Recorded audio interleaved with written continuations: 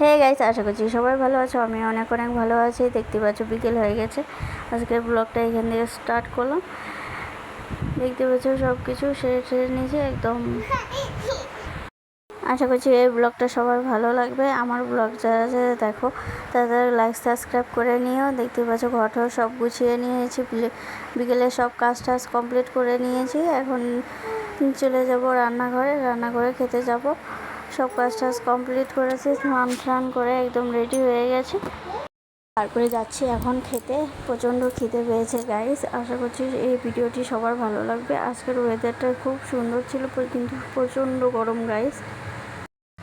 দেখতেই পাচ্ছ বোতল ঠোতল নিয়ে চলে যাচ্ছে রান্নাঘরে খেতে। আজকের মেনুতে আছে ভাত, লেবু, তারপরে একটা ঘন্ট করেছিলাম সকালে, তারপরে আছে এখানে লতি দিয়ে। সব বিকালে কাজ টাজ কমপ্লিট করে চলে যাব দোকানে।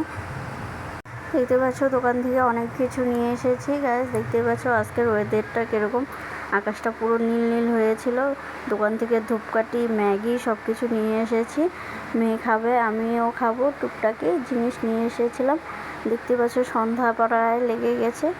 তো হে গাইস, আশা করছি এই ভিডিওটি সবার ভালো লাগবে। যদি ভালো লাগে থাকে লাইক সাবস্ক্রাইব করে দিও। আজকের মতন টাটা।